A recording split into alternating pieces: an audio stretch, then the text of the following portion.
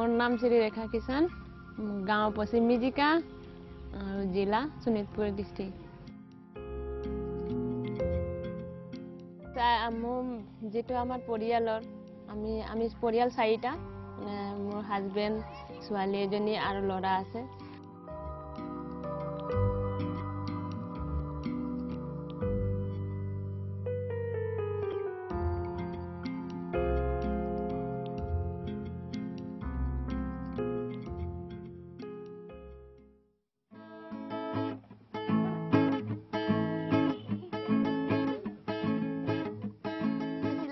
गानो गाओ केতিয়াबा लड़ा ছোৱালীৰ লগত নাচো এনে মাঝে এনজয় কৰি দিও গিটাৰ এনে বজাও মাঝে কৰি দিও নিজকে ভাল লাগে আৰু বাবা ফাংশনত মাতিলে যাও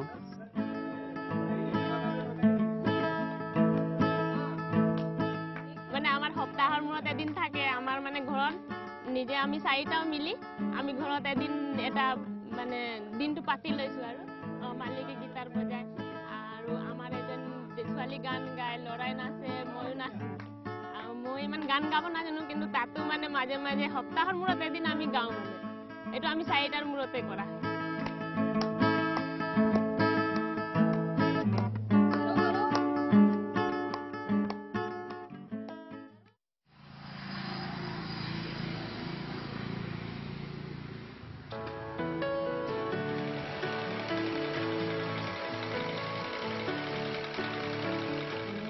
2011 পা 2011 মোৰ 7 দিনীয়া এটা প্ৰশিক্ষণ পাইছিলো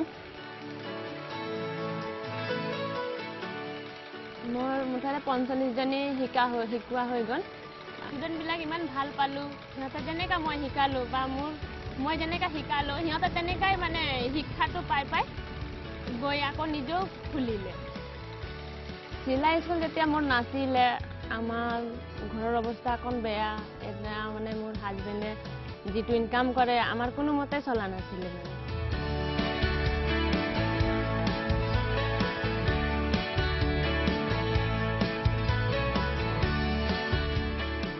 আৰু লেডিজৰ কাম কৰো মানে অকল লেডিজৰ ব্লাউজ চুইজাৰ pant uniform gown petticoat frock shirt भी শিকাতে চিলাই স্কুলৰ পৰা মোৰ হয় মাহত প্ৰায় 4-5 হাজাৰ টকা হৈ যায় আৰু এই পূজাৰ আগত মই 3 দিনত 4 হাজাৰ টকা ইনকাম কৰিছো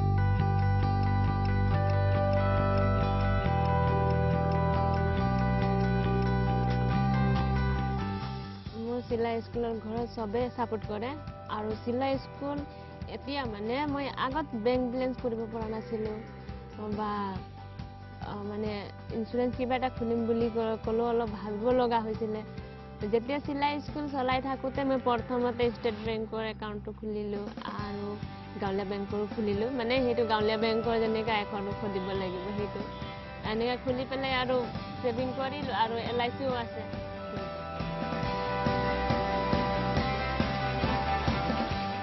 তাই মাঝে মাঝে কিবা ধাৰ ফাৰ লাগিলে তেখেত তাই চলাই দিয়ে এই দুইটা মোৰ চাকৰি যেনে তেনে এটা আছে তাৰপিছত তাই চিলাই মেচিনটো আছে দুইটা আমি দুইটা তাল মিল মিলাই পেলাই আগলৈ কিবা এটা ভাল ডেভেলপ কৰিব বিচাৰিছোঁ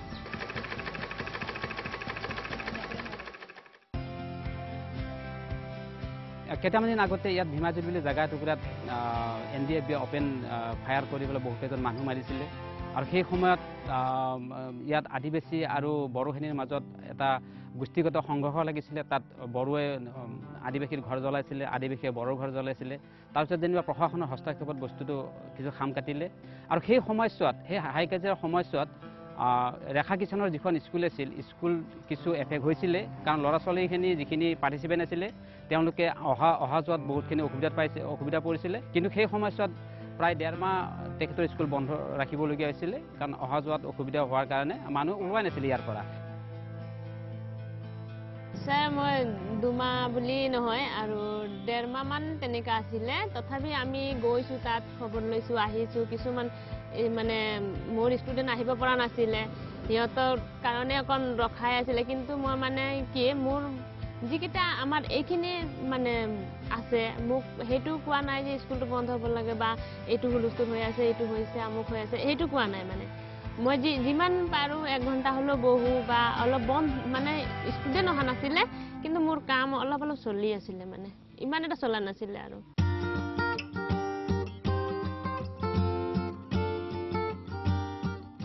আমাৰ এই চিলাই স্কুলটো মোৰ আমাৰ গাঁৱৰ যিকেইটা লোক আছে মোক বহুতে হেল্প কৰিলে মানে হেল্প মানে কি হেৰি দিলে আৰু উৎসাহ দিয়াৰ কাৰণে মই এই সৰু কৰি মানে চিলাই স্কুলখন খুলি লাহে লাহে মোৰ এতিয়া অকণ ডাঙৰ হৈছে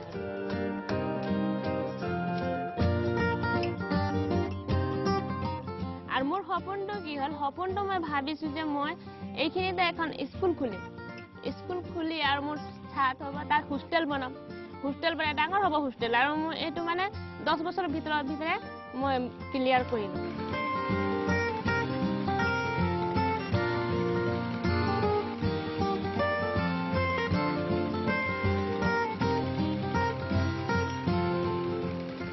আৰু আমি যিটো নাজানো সেইটো আমি আৰু শিকিব বিচাৰিছোঁ আৰু মোৰ মতে মই জানো মই আৰু শিকিবলগীয়া বাকী আছে যিমানটো পাইছোঁ শিক্ষা তাতকৈ মই মানে বহুত কম পাই আছোঁ শিক্ষা আৰু পাম বুলি আশা কৰিছোঁ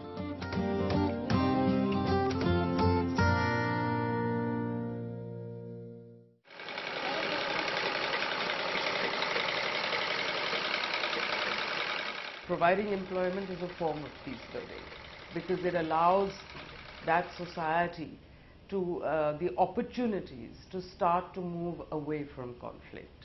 And that is absolutely essential in any conflict area. The more peace-building opportunities you can give the society itself, the more important it is. In many of the conflict areas of India, it is the women who have shown the greatest resilience and the ability to struggle to maintain some oases of hope in a bleak situation. And in that sense, the more empowerment they get, the better the chances are for peace to return.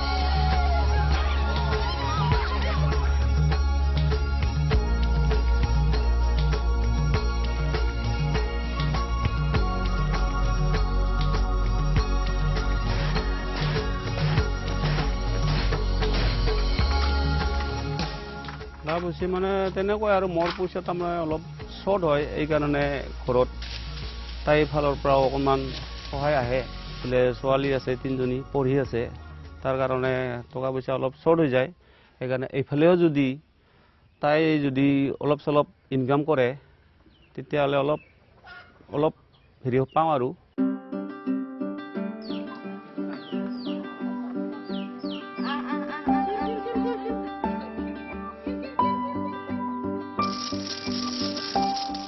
আগতে পথাৰত ধান কাটিছিলোঁ পথাৰত ধান ৰুইছিলোঁ আৰু গাহৰি পালন কৰা হৈছিল মুৰ্গী পালন কৰা হৈছিল তাৰপিছত গাহৰি পালন মুৰ্গী পালনত অলপ প্ৰশিক্ষণো সেনেকৈ নাছিল টকা পইচাৰ দৰকাৰ হয় সেইটো বাদ দি কিনে মই চিলাই মেচিনৰ প্ৰশিক্ষণটো পোৱা হ'ল তাৰ পৰাই মই গাহৰি পালন আৰু মুৰ্গী পালন বাদ দি মুৰ্গী পালনটো আছে গাহৰি পালন বাদ দি চিলাইৰ কাম স্কুল খোলা হৈছে কাম কৰি আছোঁ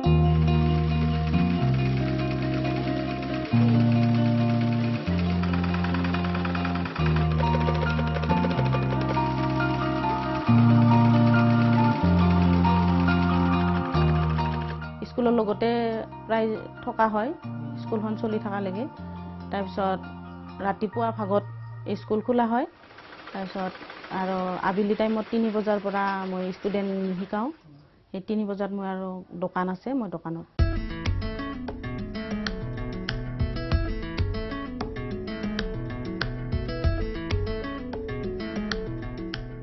চিলাই স্কুলতে মই ফ্ৰক চিলাওঁ স্কাৰ্ট চিলাওঁ, চুৰিদাৰ টপ চিলাওঁ। এইবিলাক চিলাই কিছুমান বেচোঁ, কিছুমান অৰ্ডাৰ আহে, অৰ্ডাৰবিলাক ৰাখোঁ।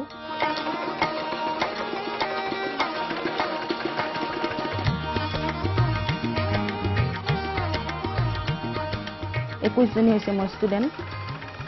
21 জনী সিহঁতে শিকাই মেলি অলপ কাম কৰিব লগা হৈছে, কাম কৰিব পৰা হৈছে আৰু মোকো অলপ চলপ সহায় কৰি দিয়ে মাজে মাজে।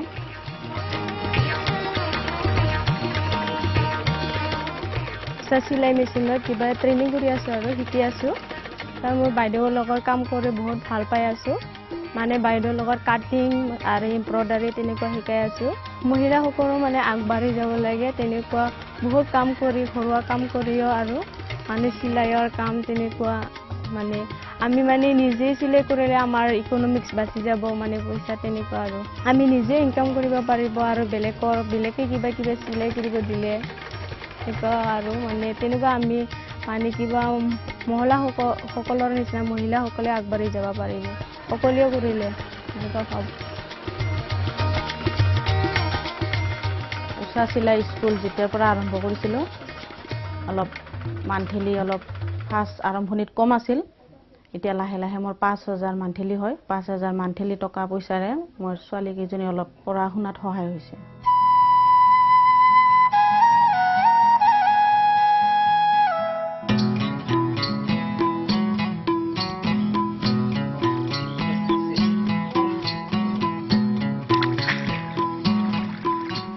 হাজবেণ্ড ৰাণী শিল কেচাৰত শিলৰ ড্ৰাইভাৰ। মান্থলি ইনকাম এনে 3,000 হয়।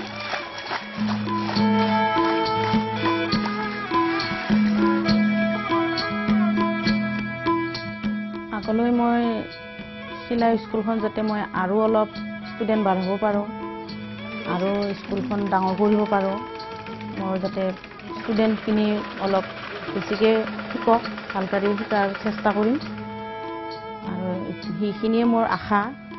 স্কুলখন অলপ বেছিকৈ ডাঙৰ কৰাটো মোৰ সেয়ে আশা। মোৰ হাজবেণ্ডে মোৰ এই উষা চিলাই স্কুল খুলিবৰ পৰা মোৰ সহায় কৰি আছে, ছাপোৰ্ট কৰে আৰু কেনেকৈ আগবাঢ়ি যাব পাৰোঁ সেইখিনি দেখুৱাই আগবাঢ়ি যাবৰ কাৰণে কয় আৰু অলপ সহায় ঘৰখনৰ ফালৰ পৰাও অলপ সহায় আহি আছে।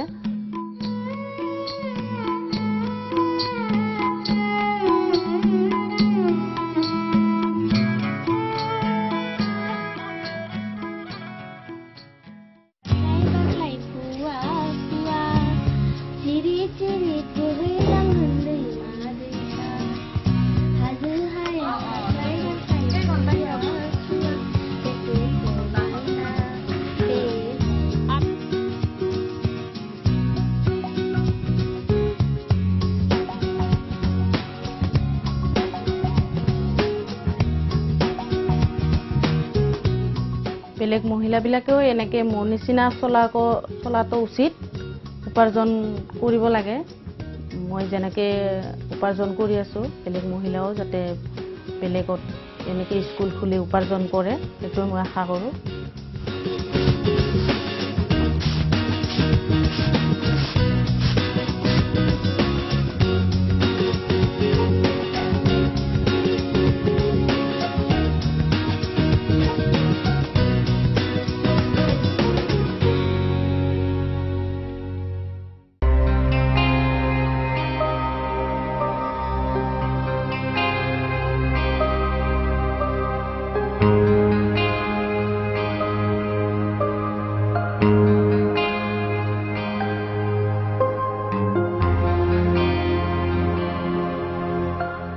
मेरा नाम इफरोज़ा बानू खान है। मेरे गांव का नाम बंजे है, district Doda, state Jammu and Kashmir.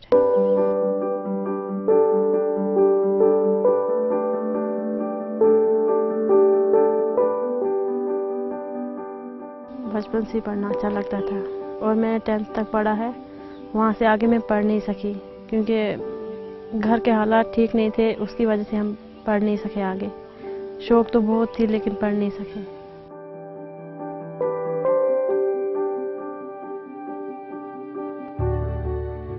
मेरी शादी हो गई थी, वहाँ पर हमें कुछ नहीं बना तो मैं वापस अपने घर में आ गई।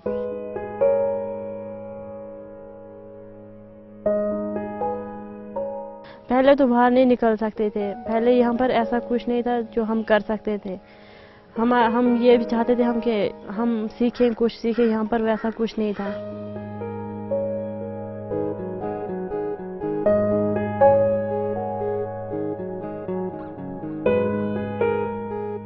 जिस वक्त मैं डोडा डिस्ट्रिक्ट में आया उस वक्त हालात थोड़े ख़राब थे।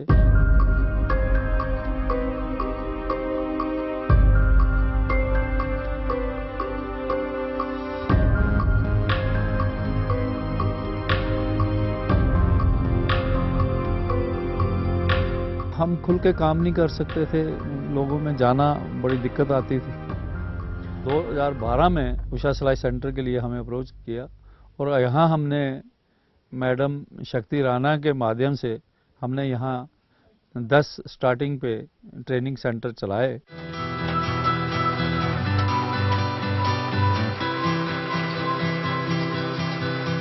उषा सिलाई स्कूल का पता चला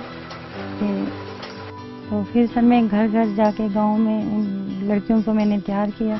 फिर सर उनमें से एक अफरोजा जैसी लड़की खड़ी हुई काम करने के लिए।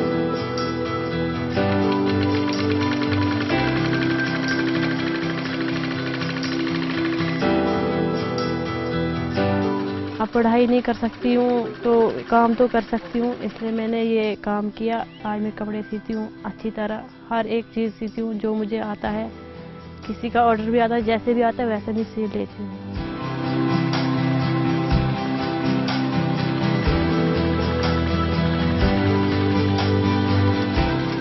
उसके साथ और भी सर 10-20 महिलाएं और जुड़ गई, लड़कियां जुड़ गई, मिलकर सर काम कर रही हैं। बहुत अच्छा काम उनका चल रहा है सर। जब मैं ट्रेनिंग करके आई मैंने सीखा सलवार सूट, पहले से मुझे आता था, प्लाजो वो नहीं आता था मुझे, वो पजामा नहीं आता था। फिर मैंने वहाँ से वो भी सीखा, फ्रॉक सूट सीखा मैंने वहाँ से ट्रेनिंग से। उसके बाद मैंने बाकी बच्चों को भी, लड़कियों को भी सिखाया और 7-8 लड़कियों को मैंने सब कुछ सिखाया। वो आज अच्छी तरह ट्रेन है। पहले तो 20 लड़कियाँ थी, किसी की शादी हो गई, किसी का कुछ, तो आज मेरे पास 5-6 लड़कियाँ हैं जो काम कर रही हैं, अच्छा काम करती हैं।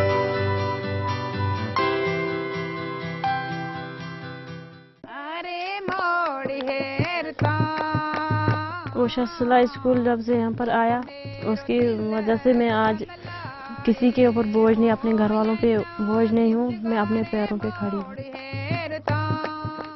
आज मैं ये काम करती हूँ, उसकी वजह से मैं अपने घर वालों की मदद करती हूँ। जो मेरे डैडी हैं वो कुछ काम नहीं कर सकते हैं, खेती बाड़ी कर लेते हैं और कोई काम नहीं कर सकते हैं। मैं भी उनको थोड़ी हेल्प करती हूँ कि उनको भी थोड़ा सपोर्ट मिलती है मेरी वजह से।